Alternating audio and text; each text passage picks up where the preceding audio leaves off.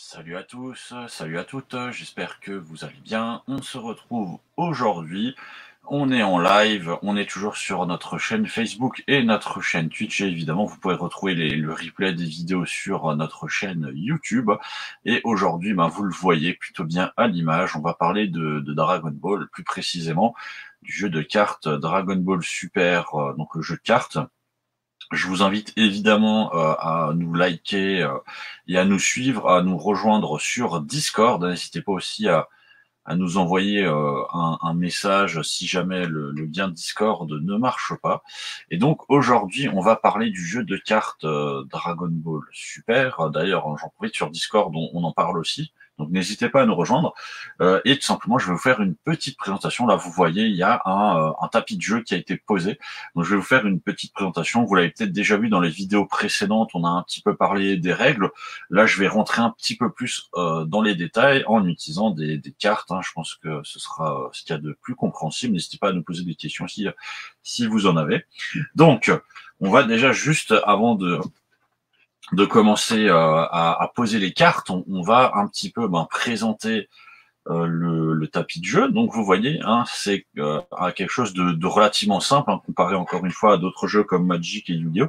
C'est un tapis de jeu où il y a un petit peu moins de zones. On va avoir ici, donc on va avoir notre zone de deck.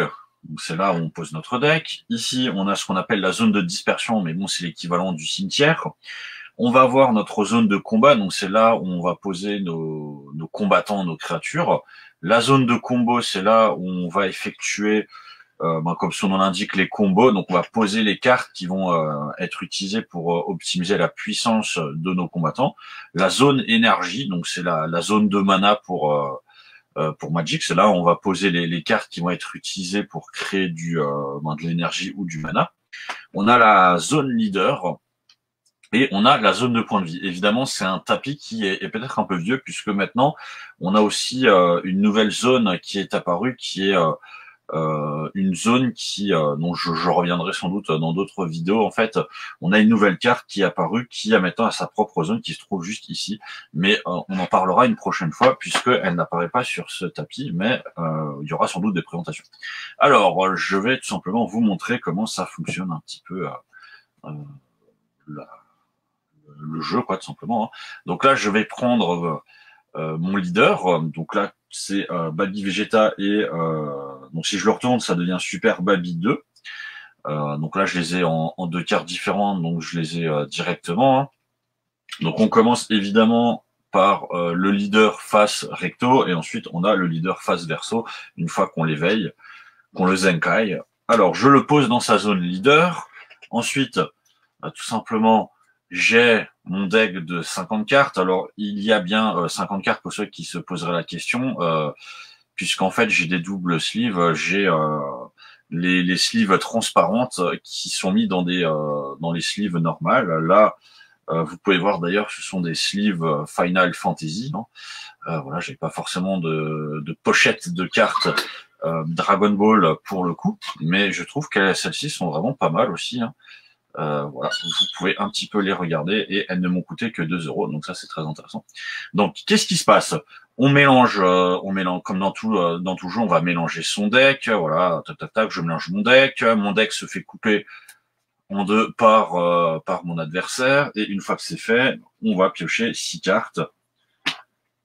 Donc je pioche 6 cartes. À ce moment-là, j'ai le droit de regarder les cartes qui sont dans ma main. J'ai le droit de prendre n'importe quel nombre de cartes, de les remélanger dans mon deck et de repiocher le même nombre. Donc bon, voilà, on va faire ça avec 6 cartes.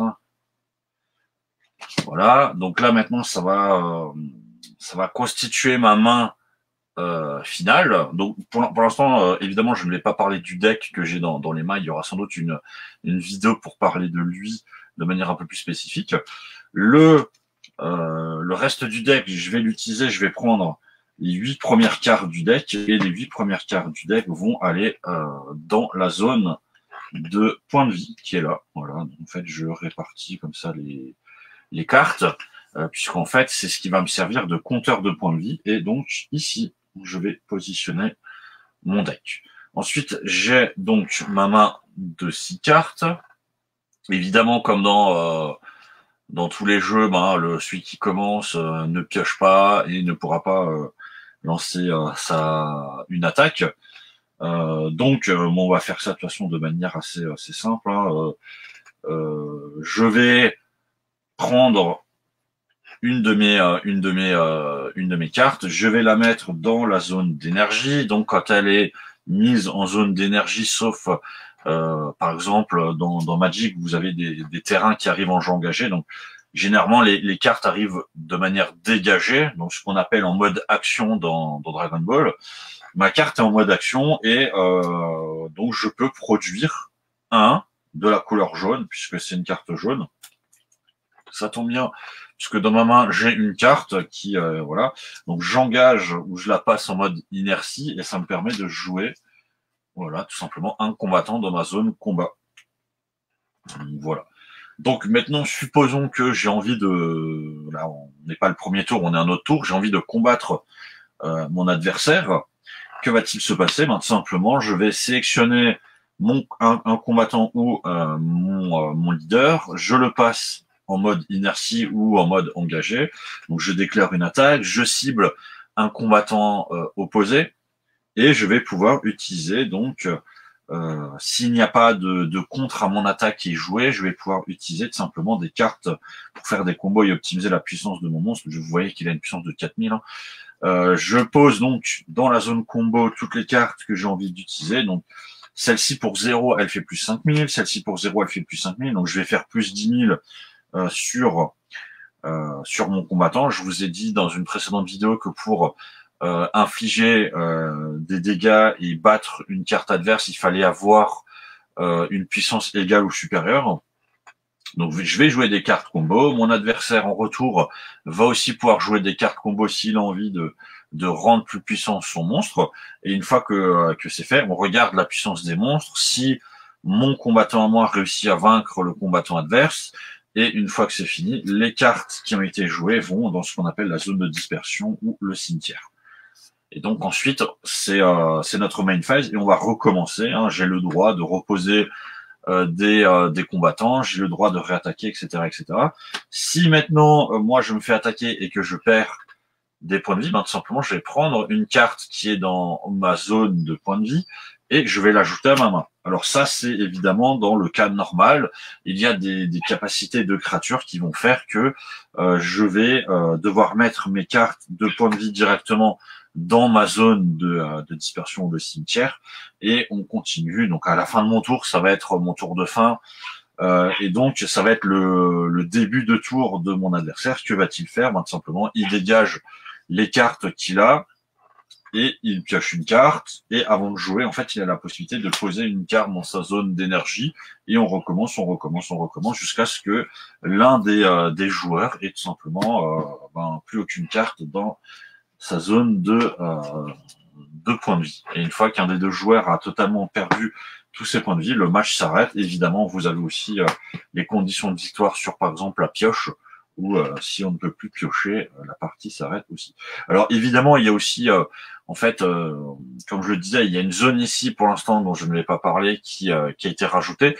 Vous avez aussi une zone dont on ne parle pas forcément, qui est la zone d'espace-temps, qui est l'équivalent de la zone de bannissement dans Magic ou Yu-Gi-Oh! On en viendra sans doute aussi dans d'autres vidéos.